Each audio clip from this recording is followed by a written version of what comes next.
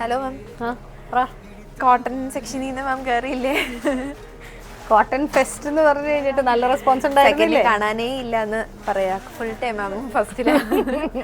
എനിക്ക് കുറേ ഡൗട്ട് ഉണ്ട് കോട്ടനെ കുറിച്ച്. പറയൂ, എന്താണ് ഡിഫറെന്റ് ടൈപ്സ് ഓഫ് കോട്ടൺ ഇല്ലേ? നമുക്കിപ്പോൾ ശരിക്കും ഏറ്റവും കംഫർട്ടബിൾ ആയിട്ട്, കാരണം ഇപ്പോഴത്തെ ചൂട് എന്ന് പറഞ്ഞാൽ നമുക്ക് സഹിക്കാൻ പറ്റാത്ത ചൂടാണ്. അപ്പോൾ ഏറ്റവും കംഫർട്ടബിൾ ആയിട്ട് വെയർ ചെയ്യാൻ പറ്റുന്ന സാധനമാണ് കോട്ടൺസ്.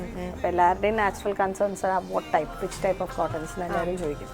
അപ്പോൾ നമുക്ക് കേംബ്രിക് ഉണ്ട്, ഫ്ലെക്സ് ഉണ്ട്, കോട്ടൺ എന്ന് പറയുന്ന സംഭവം മസ്ലിൻസിലുണ്ട്. എല്ലാം നമുക്ക് കംഫർട്ടബിളാണ്. ഓരോന്നും ഓരോ രീതിക്ക് നമുക്ക് ഇടാൻ കംഫർട്ടബിൾ ആയിട്ടാണ്. പക്ഷെ കറക്റ്റായിട്ട് പക്കയായിട്ട് സ്റ്റിച്ച്ഡ് ആയിട്ട് വേണം എന്നുള്ളവർക്ക് നമ്മളുടെ ഫ്ലാക്സ് കോട്ടൺ വെച്ചിട്ട് തയ്ച്ചാൽ അത് നമുക്ക് സ്ക്രീൻ പ്രിന്റിലും അവൈലബിൾ ആണ്, ബ്ലോക്ക് പ്രിന്റ്സിലും അവൈലബിൾ ആണ്. അതല്ലാണ്ട് ചെറിയ ദാമൻ എംബ്രോയിഡറി അല്ലെങ്കിൽ ഷിഫ്ലി വർക്ക് അങ്ങനെയൊക്കെ ചെയ്തിട്ടുള്ള സംഭവങ്ങൾ അവൈലബിൾ ആണ്. കാണണോ? ഇത് കേംബ്രിക്കിൽ വരുന്ന പ്രിന്റ്സ് ആണ്. ഇതിനൊന്നും വാഷിന്റെ ടൈമിൽ അത്ര ഇഷ്യൂസ് വരാൻ യാതൊരു ചാൻസും ഇല്ല. നമുക്ക് ഡെയിലി ആയിട്ട് ഇടാൻ പറ്റും. പറയുന്ന ഇങ്ങനെ കോട്ടൺ എടുത്താൽ വാഷ് സ്റ്റെയിൻ ആകും. ആക്ച്വലി ഇത് രണ്ട് രീതിയിലാണ് നമുക്കുള്ളത്. ഒന്ന് മിൽ പ്രിന്റഡ് അല്ലെങ്കിൽ സ്ക്രീൻ പ്രിന്റഡ് ആയിട്ടുള്ളത് വരുന്നത് കോട്ടൺസ് ഒരു സെക്ഷൻ, അതായത് മിൽ പ്രിന്റ്സിൽ വരുന്നത് ഒന്ന്, മറ്റത് സ്ക്രീൻ പ്രിന്റ്സും ബ്ലോക്ക് പ്രിന്റ്സും കൂടെ ആയിട്ട് വരുന്നത്. അതെല്ലാം ഹാൻഡ് ആണ് ചെയ്യുന്നത്. അപ്പോൾ യൂസ് ചെയ്യുന്ന ഡൈയുടെ ഡിഫറൻസ് ഉണ്ട്. അപ്പോൾ ഇങ്ങനത്തെ സംഭവങ്ങളൊക്കെ വരുന്നത് മില്ലിലാണ്. അപ്പോൾ ഇതിനൊന്നും അത്രയും ഇഷ്യൂസ് വരില്ല. പക്ഷെ ദിസ് ഈസ് കോട്ടൺ. നമ്മളിപ്പോൾ ഈ റെഡിമെയ്ഡ് കുർത്തീസ് ഒക്കെ വരുന്നത് ഈ സ്റ്റഫിലാണ് എല്ലാവരും ചെയ്യുന്നത്. അപ്പം റെഡിമെയ്ഡ്സ് വരുമ്പോൾ നിങ്ങൾ ശ്രദ്ധിച്ചിട്ടില്ലേ, മിക്കതിനും ലൈനിങ്സ് കാണില്ല. ലൈനിങ് ഇടാണ്ട് തയ്ച്ചാലും കുഴപ്പമില്ല, അതിന് പ്രശ്നമൊന്നുമില്ല. ഇപ്പൊ ഇതുപോലത്തെ പ്രിന്റ്സ് ഇത് നോക്കിക്കേ, ഇപ്പോഴത്തെ ഭയങ്കര ട്രെൻഡിങ് സംഭവമാണ്. ഞാനപ്പോൾ അതിന്റെ പ്ലെയിൻസും കൂടെ കൊണ്ടുവന്നിരിക്കുകയാണ്. കോട്ട് സെറ്റ്സ് ആയിട്ടും മറ്റേ ഷർട്ട് ഡ്രസ്സസ് ആയിട്ടൊക്കെ യൂസ് ചെയ്യാൻ പറ്റുന്ന ടൈപ്പാണ്. കംഫർട്ടബിൾ ആയിട്ട് വേറെ ഇപ്പൊ എല്ലാവരും ഈ ലൈനിങ് ഹാഫ് അല്ലേ ചെയ്യുന്നത്. അപ്പൊ ഒരു ഷോർട്ട് ലൈനിങ് ലെങ്ത് കൊടുത്തിട്ട് ഇതിപ്പോ ടോപ്പ് ആൻഡ് ബോട്ടോ അല്ലെങ്കിൽ ബോട്ടം വൈൽഡ് പ്രിന്റ്സ് അല്ലെങ്കിൽ ഹാഫ് ആൻഡ് ഹാഫ് അങ്ങനെയൊക്കെ തയ്ക്കാൻ നല്ല സുഖമാണ്. ഇപ്പൊ ലൈനിങ് ഇട്ടില്ലെങ്കിലും വലിയ പ്രശ്നം. എല്ലാവർക്കും ഇപ്പൊ ലൈനിങ് വേണ്ട, സുഖമായിട്ട് യൂസ് ചെയ്യണം എന്നുള്ളതാണല്ലോ. ഇപ്പൊ എല്ലാവരും ഒരു ഇച്ചിരി കൂടെ എന്താ പറയാ, ലാർജ് സൈസ് ആണല്ലോ എല്ലാവരും ഇടുന്നത്. Fitted garments. പക്ഷെ ഫിറ്റഡ് ചെയ്യുന്നവർക്ക് നല്ല പീസസ് ഉണ്ട്. അത് ഞാൻ അവിടെ കാണിച്ചു തരാം. നമ്മുടെ കേംബ്രിക് കോട്ടണിൽ വരുന്നതാണ്. ഇതൊക്കെ കുറച്ചുകൂടെ ഫിറ്റഡ് ഗാർമെന്റ്സ് ഒക്കെ ചെയ്യാനായിട്ട് നല്ലത്. ഇത് ലൈനിങ് ഒന്നും ഇട്ടില്ലെങ്കിൽ ഒരു പ്രശ്നമില്ല കേട്ടോ. എന്ത് കോട്ടനാ? നമ്മൾ ഫ്ലാക്സ് എന്ന് പറയില്ലേ, ഫ്ലാക്സ് കോട്ടൺ എന്നാ പറയണത്. അപ്പൊ അത് അത്യാവശ്യം തിക്നെസ് ഉണ്ട്. ഇത് ലൈനിങ് ഇല്ലെങ്കിലും കുഴപ്പമില്ല. ഞാൻ ഇന്നലെ ഇട്ട് വന്നിരുന്ന സൽവാറില്ലേ, അത് അജ്രക്കാണ് ആക്ച്വലി. പക്ഷെ ആദ്യത്തെ വാഷിലായിരിക്കും അതിന്റെ കളർ ചെറുതായിട്ട് ബ്ലീഡ് ചെയ്യണം. അത് കഴിഞ്ഞ് കഴിഞ്ഞാൽ ഇപ്പൊ സ്റ്റഡി ചെയ്യാം, നന്നായിട്ട് സ്റ്റാർച്ച് ചെയ്താൽ സ്റ്റാർച്ച് നന്നായിട്ട് പിടിക്കും. ഇപ്പൊ ഇതിന്റെ അകത്ത് ഇത് കണ്ടോ, ഇത് വേറെ കേംബ്രിക് ടൈപ്പ് തന്നെ വേറൊരു ടൈപ്പ് ആട്ടോ. നല്ല സോഫ്റ്റ് കോട്ടണാ, വേറെ നല്ല സോഫ്റ്റാ, കമ്പാരിറ്റീവ്ലി സോഫ്റ്റാ അതിനേക്കാളും. അത് ഓരോന്നിന്റെയും ടെക്സ്ചർ അനുസരിച്ച് വരും. ഇപ്പൊ ഇത് കണ്ടോ, അടിയിൽ ദാമനായിട്ട് വന്നിരിക്കുന്നതാ. ഇപ്പൊ ഇത് ഭയങ്കര ട്രെൻഡിങ് ആട്ടോ. ഇൻവേർട്ടഡ് ആയിട്ടാ എല്ലാരും തയ്ച്ചു പോണേ ഇങ്ങനെ. ഇപ്പൊ പാൻസിന്റെ അടിയില് ടോപ്പിന്റെ ഇപ്പൊ ഷർട്ട് ടൈപ്പ് ആണെന്നുണ്ടെങ്കിൽ ഇവിടെ തൊട്ട് അത് വരുന്ന രീതിയിലായിട്ട് സ്റ്റിച്ച് ചെയ്ത് കഴിഞ്ഞാൽ ഭയങ്കര സ്മാർട്ട് ലുക്കാ. ഇതൊക്കെ പിന്നെയുള്ള അട്രാക്ഷൻ എന്ന് പറഞ്ഞാൽ മിക്സ് ആൻഡ് മാച്ച് ചെയ്ത് ഇടാം. കോട്ടൺ ഏത് രീതിയിൽ നമ്മൾ തയ്ച്ചാലും അതിലൊരു പ്രത്യേക ഭംഗിയാണ്, കാണാനായിട്ട് കംഫർട്ടബിൾ ആണ്. പിന്നെ അതിൽ ആഡ് ഓൺ വാല്യൂ അഡീഷൻസ് വരുന്നതാണ്. ഇത് കണ്ടോ, ഹക്കോബാസ് വരുന്നു.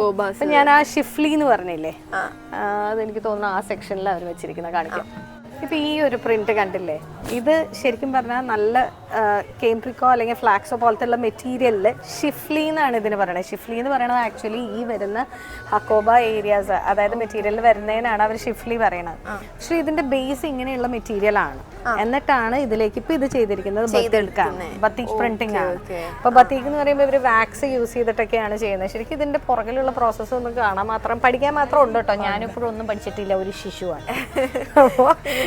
ഇതെല്ലാം നല്ല ഭംഗിയുണ്ടല്ലേ, കണ്ടോ.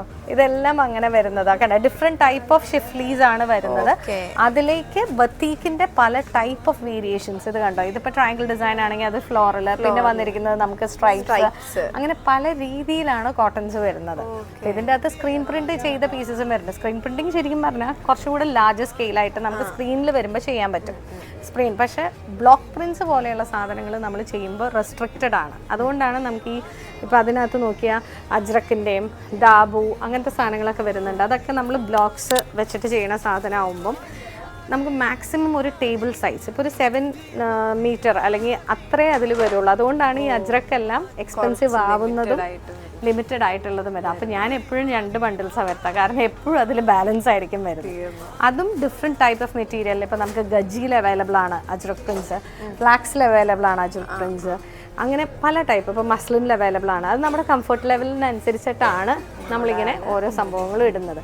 അക്കോബയൊക്കെ കോട്ടൺസിൽ വരുന്ന കംഫർട്ടബിൾ ആയിട്ട് യൂസ് ചെയ്യുക. ഇപ്പോൾ കോട്ടൺ കളക്ഷൻസ് ഇഷ്ടം പോലെ ആയതുകൊണ്ട് ഇത് എവിടെ തുടങ്ങണം എവിടെ അവസാനിപ്പിക്കണം എന്ന് അറിയില്ല.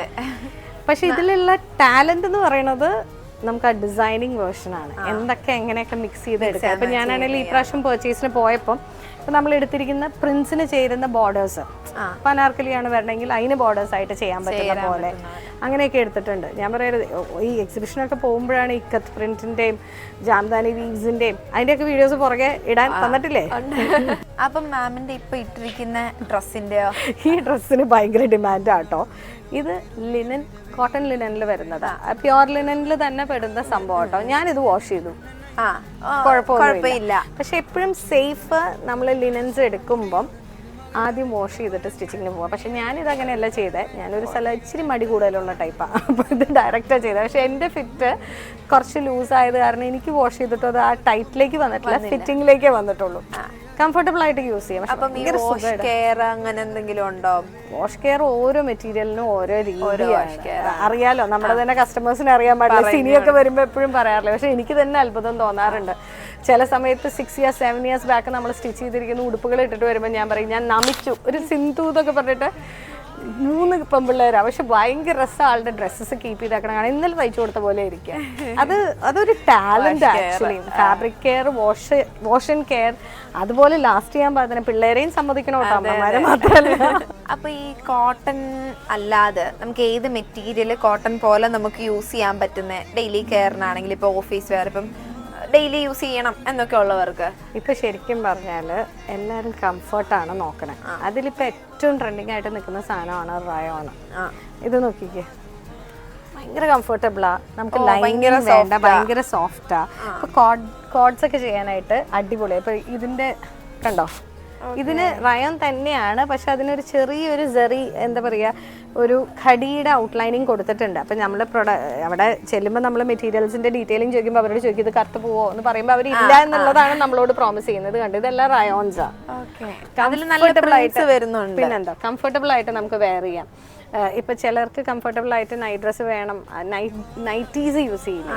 ഇതിപ്പോ കോട്ട് സെറ്റ് പോലെ നമ്മൾ അങ്ങനെ സ്റ്റൈൽ ചെയ്താൽ അതിന് അതിന്റെ ലുക്കാ. നൈറ്റി ആയിട്ട് യൂസ് ചെയ്യണമെങ്കിലും ഭയങ്കര കംഫർട്ടബിൾ ആട്ടോ. ഞാൻ തയ്ച്ചിട്ടുണ്ടാ ഭയങ്കര സുഖമായിട്ട് യൂസ് ചെയ്യാം. നമുക്ക് കംഫർട്ടബിൾ ആയിട്ട് വെയർ ചെയ്ത് ക്യാരി. ഇപ്പൊ സ്ലീവ്ലെസ് ഒക്കെ ആണെങ്കിൽ വളരെ കംഫർട്ടബിൾ ആയിട്ട് ഇടാം. ഇപ്പോഴത്തെ ട്രെൻഡിങ് ആണല്ലോ നമ്മുടെ അംബ്രല സൽവാസ് ഒക്കെ, അതൊക്കെ നന്നായിട്ട് ചെയ്യാം. ജോയിന്റ്സ് ഉണ്ടാവും, പക്ഷെ അത് അത്ര എവിഡന്റ് ആവില്ല. അത് കംഫർട്ടബിൾ ആയിട്ട് യൂസ് ചെയ്യാവുന്നതാണ്. പിന്നെ കോട്ടൺസിലെ വെറൈറ്റി എന്ന് പറഞ്ഞാൽ കോട്ടയുണ്ട്, ഹക്കോബാസ് ഉണ്ട്, പല ടൈപ്പ് ഓഫ് വെറൈറ്റീസ് ആ കോട്ടണിലുള്ള. Comfort level fine. ഇനി അടുത്ത ഒരു കണ്ടന്റ് വരണമെങ്കിൽ വരേണ്ടതാണ് വാഷ് ആൻഡ് കെയറിനെ കുറിച്ചും കളർ ബ്ലീഡിങ്ങിനെ കുറിച്ച്. അത് നമുക്ക് അടുത്ത വീഡിയോയിൽ പറയാം. എല്ലാം ഒറ്റയടിക്ക് പഠിച്ചാൽ കുട്ടി മറന്നു.